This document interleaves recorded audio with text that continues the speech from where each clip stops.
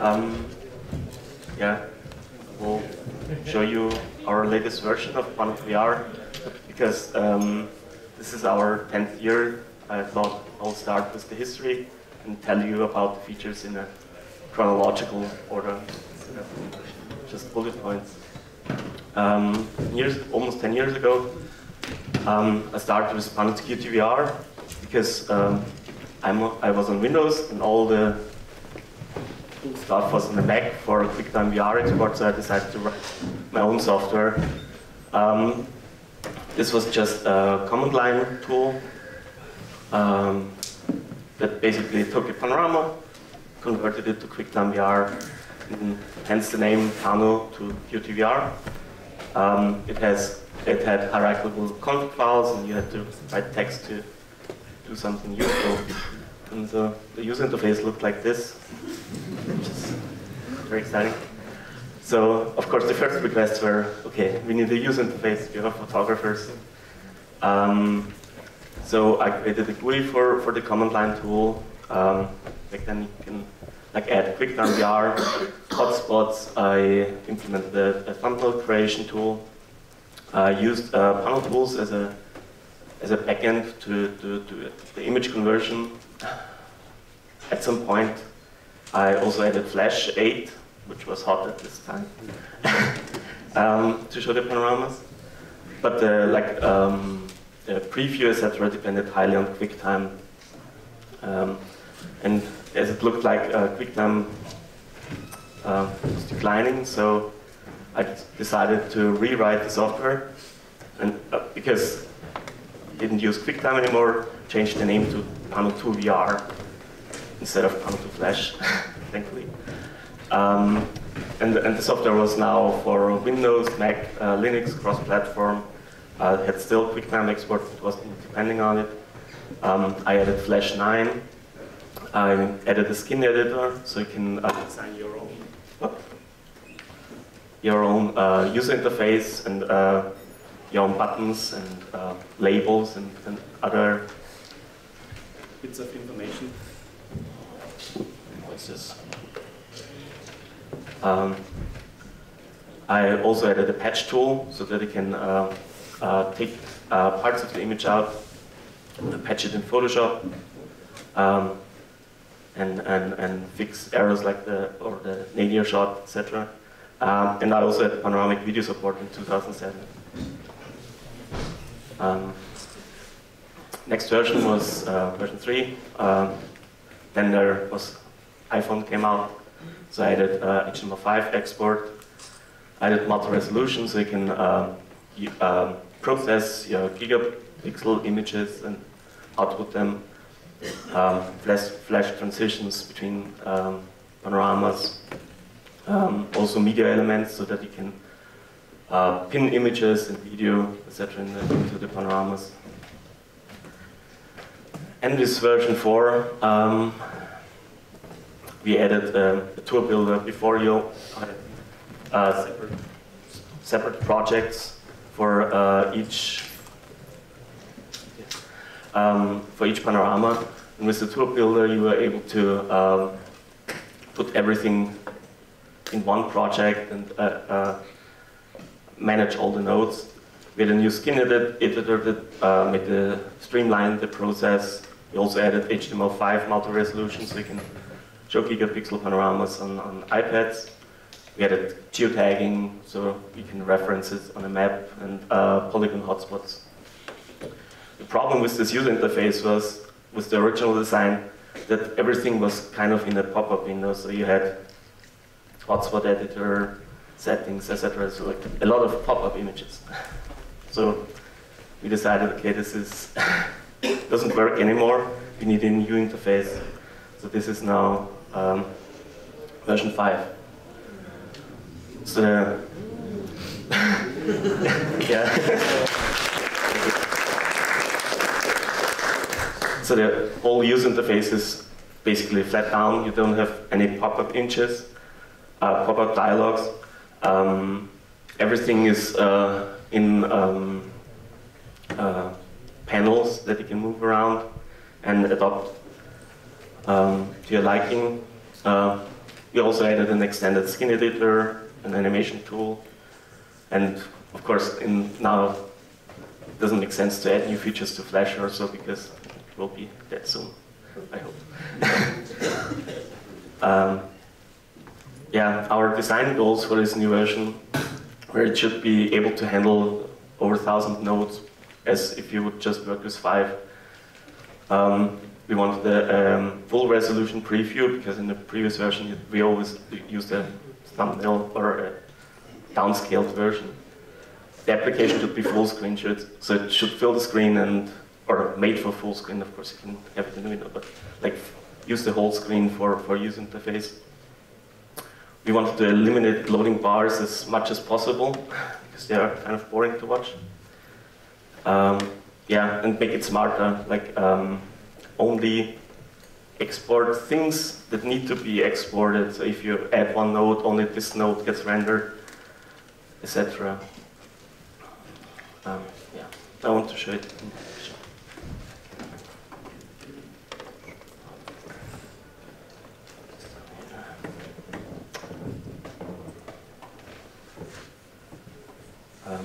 So this is the new user interface. Everything is a panel. You can move them around, close them, attach them to a different spot. Open them, you have access here to all those things. You can store the arrangements, so I go back to standard. Yeah, and bring in some images, just drag and drop a folder. Those are now data shots, loaded pretty quickly. You have a full resolution preview, which is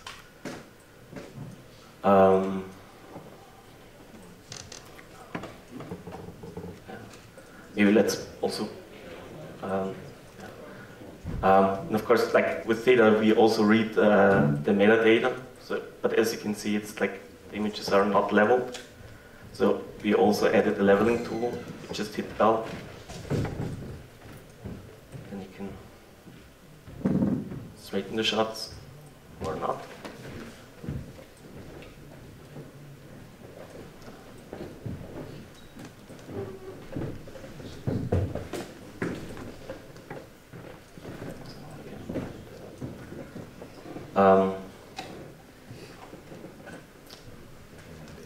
Yeah, I also can bring in like a gigapixel. Then you can see how the loading works. Like the loading is completely in the background, so you can interact. You can place hotspots while the image is loading. And this was now a 1.5 gigapixel image. Yeah, full resolution preview.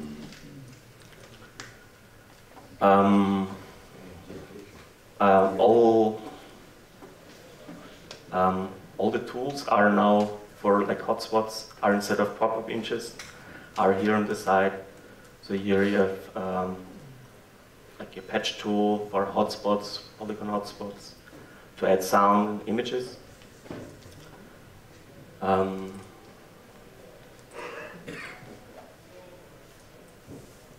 So, for example, for the patch tool,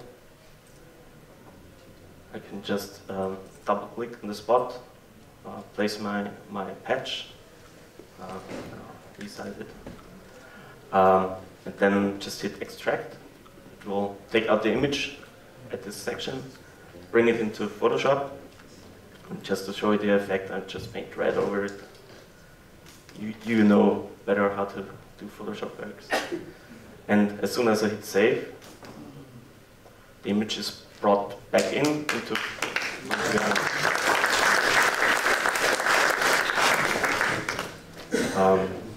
yeah. Then you can just convert the image out if you want to like have this in like baked into the image instead of having it just applied in Pano2VR, because this is non-destructive.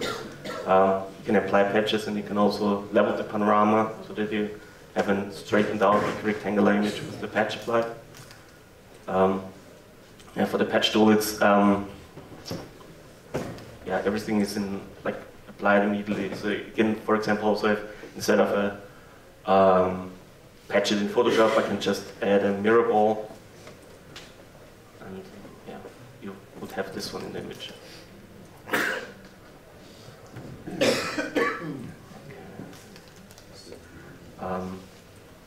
Next, I want to bring a tour. If you know Pano2VR, you have seen those images before.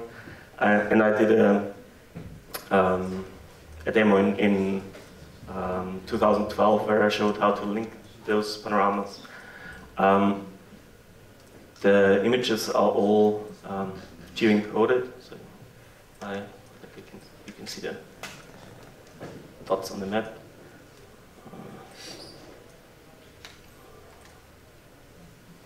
And we also know the direction of all the images. So what we can show here is where those other images are on the GPS data and also the heading. And I can just double-click such a ghost hotspot, and this will create a hotspot link to this panorama. Then I can move to this one, and this way link up the whole tour. But because we know all this, we also added now automatic linking.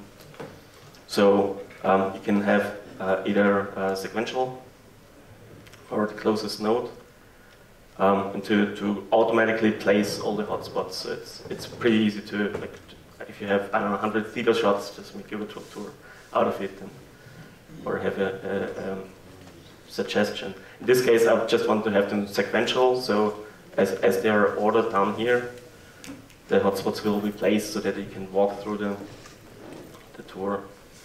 And now those hotspots are active, and I can hide all the other hotspots.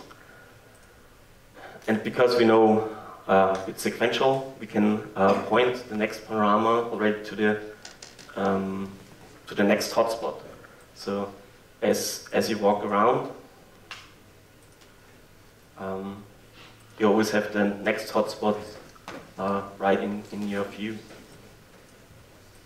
Of course, you can change all the settings for the hotspots. It's here's the properties dialog that you can change. I don't know, the heading if you want to point it to somewhere else, or replace the hotspot somewhere, like I can move them around, etc. So that like the whole linking process is now also available automatically. I'll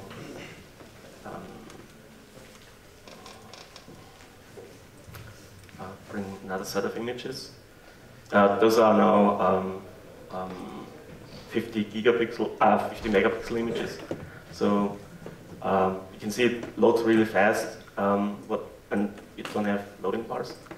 How this happens is like we just load the thumbnails, and the loading of the image happens in the background. And yeah, like even during the preloading, everything is you can always interact with the panoramas and don't have to wait until we have all the data and cache the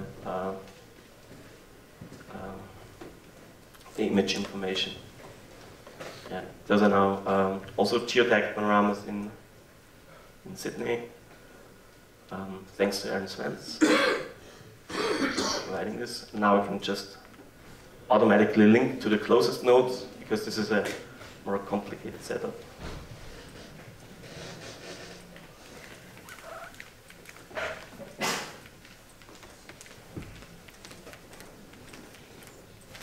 Like here, and now yeah, all the panoramas are linked, and I can walk around this harbor.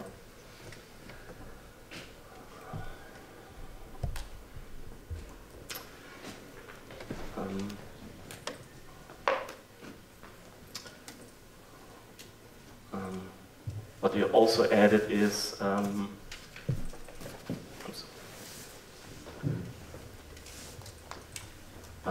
panoramic video support into the user interface.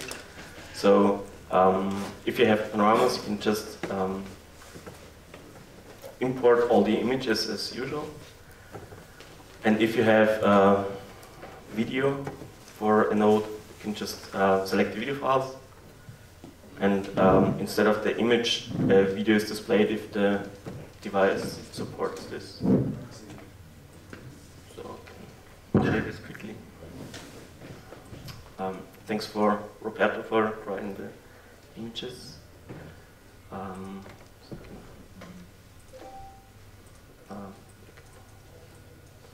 Move around in this tour. And those nodes just have video. Back up, then you have like, again nodes with images, and another node with video.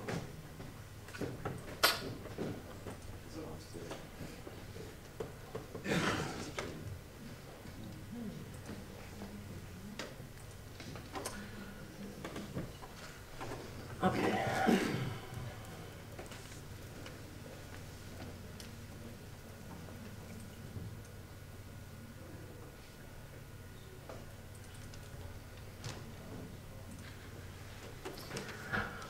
That's the new user interface. We also improved our skin editor, so the component or the tool to create maps and user interface, etc.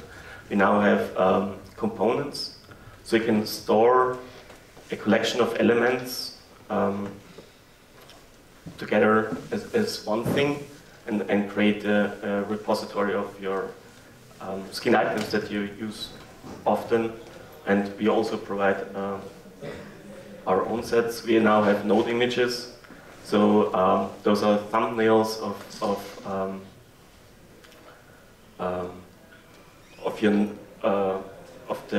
other nodes within a tour, so that simplifies the creation process. With clonal scroll areas and timers. So timers are like for splash screens, etc. And we have now a native control for maps. And you can also produce now easily responsive design. Told you, like skin components. We have a built-in set, and there is no coding required, so everything are just skin elements. No, you don't have to write JavaScript or edit XML files or anything. Yeah, responsive design is the new way to design your interface for panoramas, so that instead of providing a skin for mobile devices and a skin for desktop, you just put everything into one skin, and depending on the screen size, you adopt to the available space and hide and show things. And how we do this in Pano2VR is we have now positions in percentages. You can show hide elements on different criteria. You can scale elements. You can also rearrange them. I want to show you this.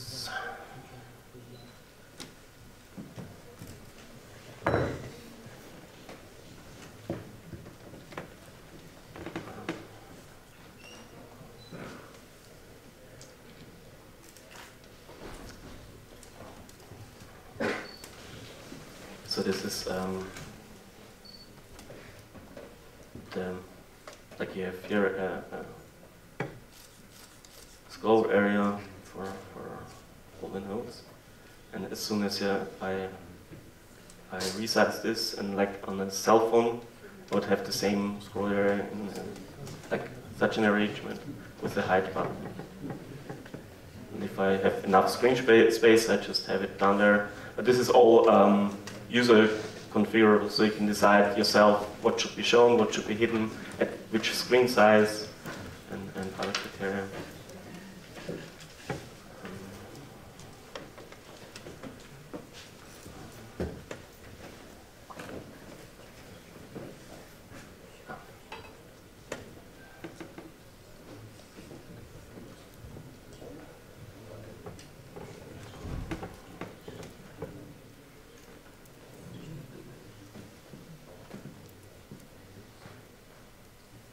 Here's another example.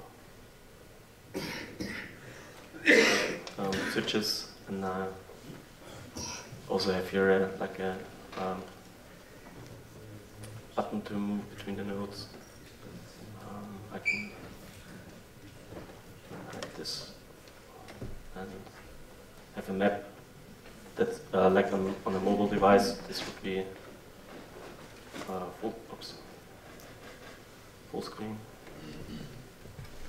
and for desktops it's like moves into the corner.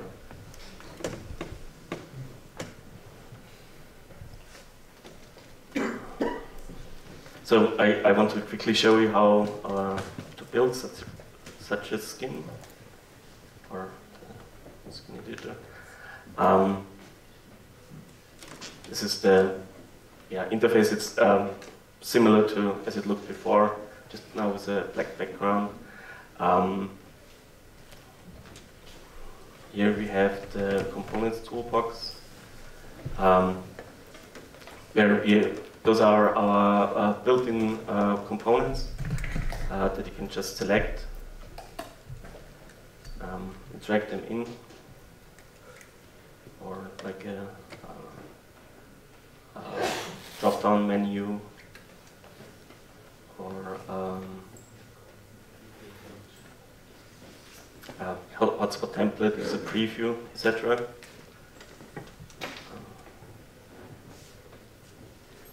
But you can also build this by yourself. So now we have here is our new element, a node image.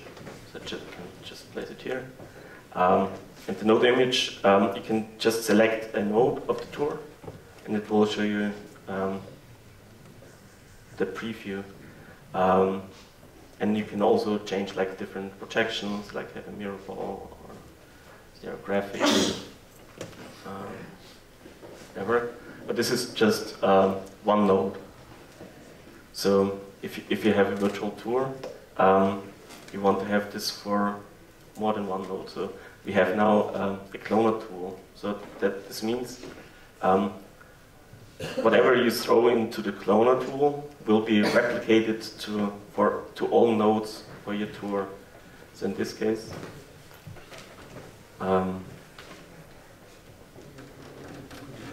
you have now all the thumbnails for all nodes within your virtual tour.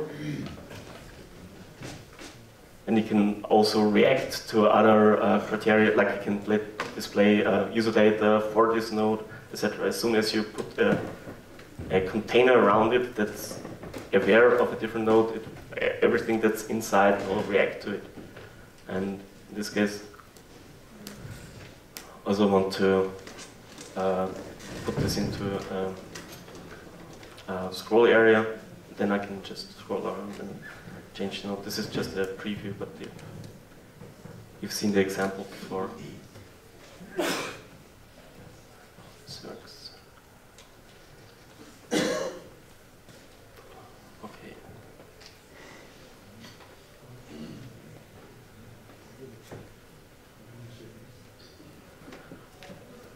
Yeah, and the last new thing that we added to version 5 is an animation tool. So you can predefine a walkthrough through the whole tour. You can zoom into different areas. You can add different keyframes, like you can smooth transitions, etc. You can use this walkthrough as an auto rotation, or you can export it as an image sequence or a video, so you can like upload your tour to YouTube and show what this all looks. And I also want to quickly demo this.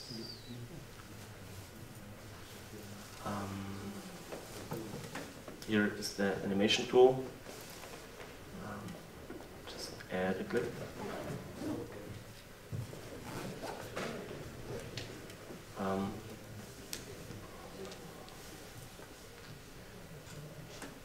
then you can have here the panorama.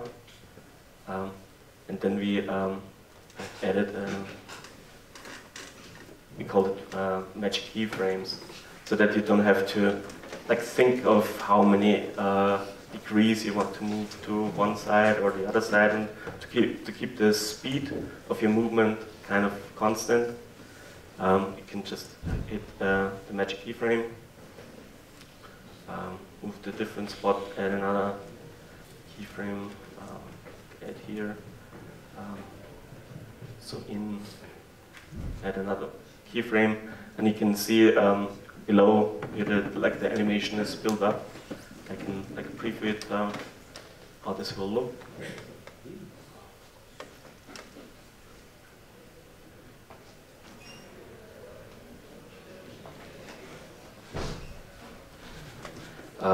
Yeah, here I can edit the different keyframes. I can make the transition smooth, or just make it jump, or whatever you want to achieve. And oops. No. And add another. And here, do the same. Just quickly create a movement.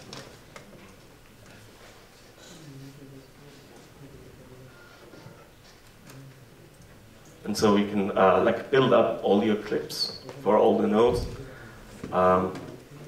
They can highlight areas of the panoramas that you want to show. And as said before, it can use those animations as instead of auto rotation. So if you want to highlight things, or you can export it as a video, as transitions.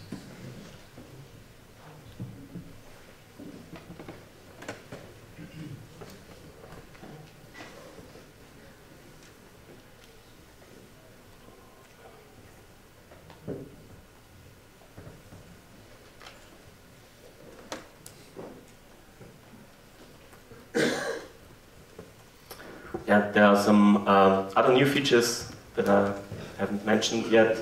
We also now use metadata. We import and export XMP, so we fully support the Google Sphere format for exporting and importing. So also if I haven't tried it, but if you export just a partial rectangular image from PTGUI, he also writes the metadata into the file, and you can just import it in Pano2VR, and we'll just show the parts where you have imagery correctly. We now also have output templates, so you can store multiple presets and easily access them in a very quick way. We implement a completely new rendering engine for speed, and also faster processing internally. We added more transformations, so as you have seen before, stereographics and fisheye and other projections. And we will add a VR template, but this needs some tweaking. It will be available in 2 weeks. Yeah, so for pricing, Pano2VR will have a new price. $99 for the regular version and $299 for the Pro version. And for upgrades, it's just a price difference for your current. If you have a Pano2VR license, so just pay the upgrade, the price difference for the new pricing. While Pano2VR is still in beta, version 5 is still in beta, and the beta is available today. Thank you.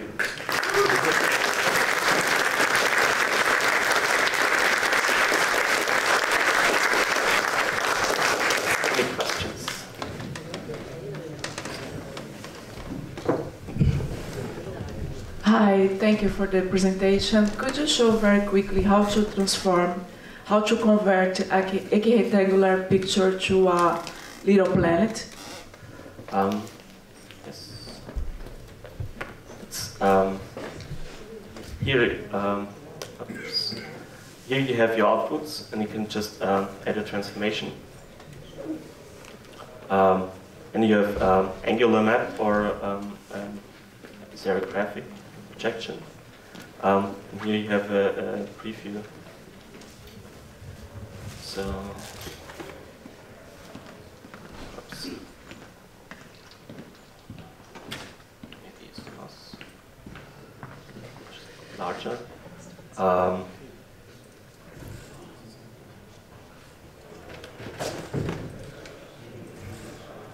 Then just ups, tilt down, and increase the field of view. Like here you can just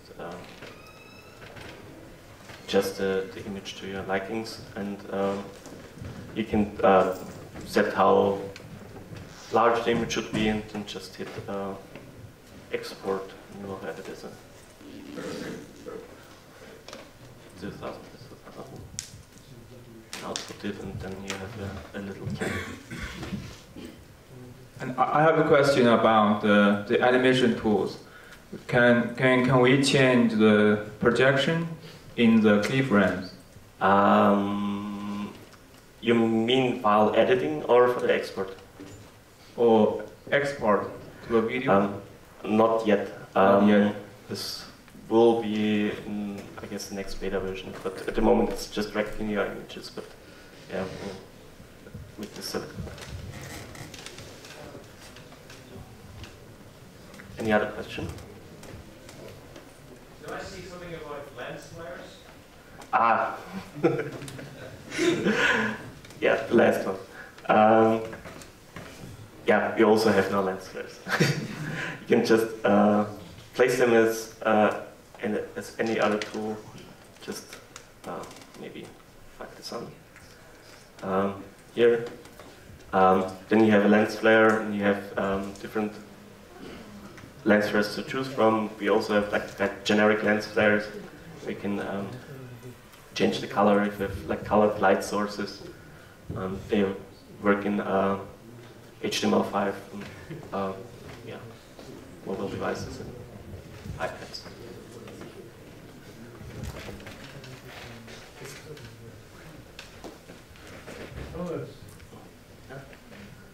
Yeah. Is it possible to put an overlay map on top of the Google Maps? The question was if it's possible to overlay your own layer above Google Maps. At the moment, not. But as our skin files are just JavaScript, you can just tap into the code and add your own code for Google Maps to do this. But we don't provide a user interface for this. So it's, yeah, just changing 5 lines of code or so. Question up here. Thomas, could you say a little more about the capabilities that the VR templates will provide? It will be just yeah, side-by-side view, so that you can use it for on a Google Cardboard or yeah, like web VR enabled browsers, so on your Rift. Will you be doing pre-distortion for different lenses? No, we don't do this. Time for the coffee break. So lunchtime, everything is waiting for you up there. Thank you, Thomas.